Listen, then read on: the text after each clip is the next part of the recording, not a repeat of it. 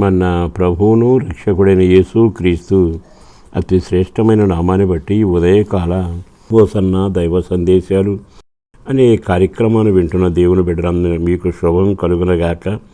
ప్రభు హస్తం మెండుగా మిమ్మల్ని మీ కుటుంబాలను దీవించునగాక.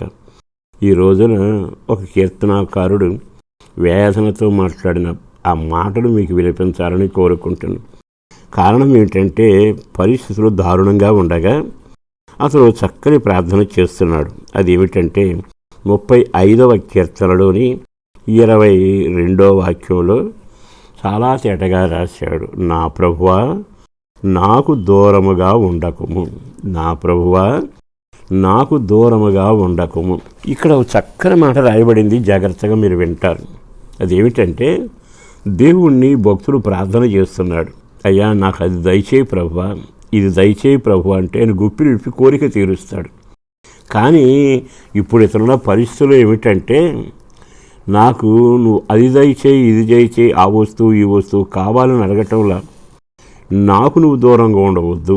ఇతను ఏమంటాడో తెలుసా, దేవుడు దూరంగా ఉంటే నేను తట్టుకోలేనండి, నా వల్ల కాదు, ఎటు చూసినా భయంకరమైన సమస్యలు వస్తూనే ఉన్నాయి. ఇతని ప్రార్థన నాకు బాగా ఆనందాన్ని కలుగజేసింది. నా ప్రభువా అంటే నువ్వు నా ప్రభువే కదా, నన్ను ఏలుతున్నవాడువే కదా, నీ రక్తం ద్వారా కడగబడిన వ్యక్తినే కదా, నువ్వు నాకెందుకు దూరంగా ఉంటావు అంటే ఇతగాడు వెండి దయచేయి ప్రభువా, లేదు సంతానం దయచేయి ప్రభువా, ఇల్లు దయచేయి ప్రభువా, మార్పు లేని కుటుంబానికి రక్షణ కలుగు చేయి ప్రభు అని అడగటంలా అవసరాలు అడగడం కంటే ఇతని ప్రార్థనలో కొట్టొచ్చినట్టు కనపడదు. నువ్వు నాకు దూరం కావద్దు. ఏ రోజైనా ఇలాంటి ప్రార్థన మీరు చేశారా? ప్రభువా నాకు నువ్వు దూరంగా ఉండబాకయ్యా. కారణం ఏమిటో తెలుసా, దేవుడు ఒక మనిషికి దగ్గరగా ఉంటే ఆ అనుభూతి వేరుగా ఉంటుంది.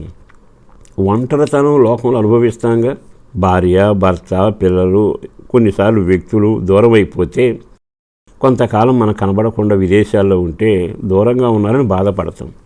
కానీ దూరంగా ఉండటం వలన బాధ ఏమిటో వాళ్ళకి అర్థమవుతుంది, అది అందరూ ఎరిగింది. కానీ ఇక్కడ ఈ భక్తుల బాధ ఏమిటంటే దేవుడు దూరంగా ఉండకూడదు, నేను ఆరాధన చేసే దేవుడు దూరంగా ఉండకూడదు. ఆయన ఎవరు? నిత్యం మాట్లాడగలిగిన వాడు. ఆయన ఎవరో తెలుసా, నీకు జీవాన్ని వెలుగును సమృద్ధిగా ఇవ్వగలిగిన వాడు. ఆయన ఎవరో తెలుసా, కృపానిధి. ఆయన ఎవరో తెలుసా, నీకు కాపుదలు ఇచ్చి సమయోచితమైన జ్ఞానం ఇవ్వగలిగిన వాడు. నీకు సమృద్ధిని ఇవ్వటమే కాదు, నీ పిల్లలను బలవంతులుగా మార్చగలిగిన వాడు. ఇప్పుడు ఇన్ని కార్యాలు చేసే దేవుడు దూరంగా ఉంటే తన బతికేమవుతుంది? బాగా ఆలకించండి. మనకు తెలియక డబ్బుంటే బతకగలం అనుకుంటున్నాం. కొన్నిసార్లు మన బలాన్ని మీద అతిశయపడతాం. బలం ఎంతకాలం ఉంటుంది, భాగ్యం ఎంతకాలం ఉంటుంది. ఈరోజు సేవకుడిగా చెబుతున్న సృష్టికర్త అయిన దేవుడు నీకు దూరం కాకూడదు, కృపానిధి నీకు దూరం కాకూడదు. ఆయన నువ్వు ఇంట్లో పెట్టుకున్నావు అనుకో, నీకు సమీపంగా ఉన్నాడనుకో, అడగకు నీకు అవసరాలు తీరుస్తాడు, నీ మీద కనుదృష్టి నిలుపుతాడు, నీ మీద మనసు ఉంచుకుంటాడు, నీ మీద తన కృపను విస్తరింప చేస్తాడు. మరి ఈ రోజున దూరం అవుతున్నాడా? ఆయన నీకు ఎందుకు దూరం అవుతాడు?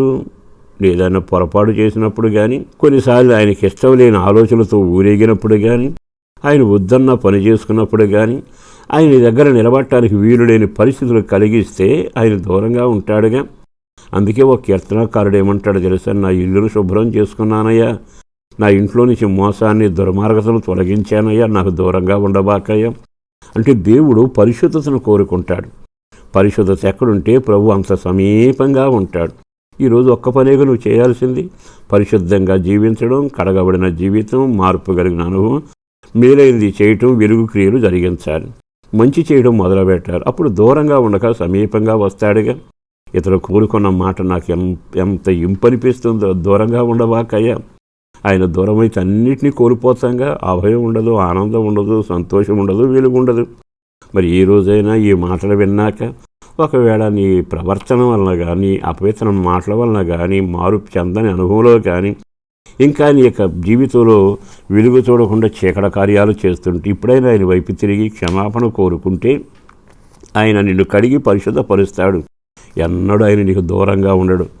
ఒకవేళ కడగబడిన కొన్ని అవరోధాల వలన ఆయన దూరమైతే ఆయన వైపు తిరిగి బ్రతిమలాడు, ప్రభువా నాకు దూరంగా ఉండబాకయ్యా, నా ఇంటికి సమీపంగా నాతో నా దగ్గర నువ్వు ఉండని అడిగి చూడండి. ఈరోజు అద్భుతం జరగబోతుంది. మీ ఇంట్లో గొప్ప మీరు చూడబోతున్నారు. పరిశుద్ధుడును ప్రేమమడిన ప్రభు వందనాలయ. అపారమైన నీ ప్రేమను బట్టి ప్రజల క్షేమం కొరకు ప్రార్థన చేస్తున్నా. ఏ కుటుంబానికి నువ్వు దూరంగా ఉండవద్దయ్యా. నువ్వు దూరం అయితే అపవాది దగ్గర అవుతాడు. చీకటి కార్యాలు లయపరచబడాలి. కుటుంబంతోనూ బిడ్డలతో నీవు సమీపంగాను వాళ్ళతో నీవు కలిసి జీవించాలటి పరిశుద్ధమైన జీవితాన్ని కలుగచేయండి.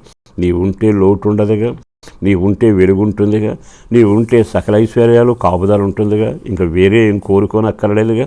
కనుక ఆ కృప ఆ ఇంట్లో ఉండాలి.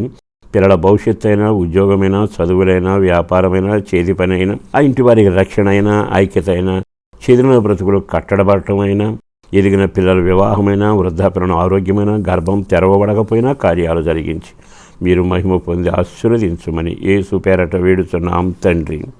ఆమేన్.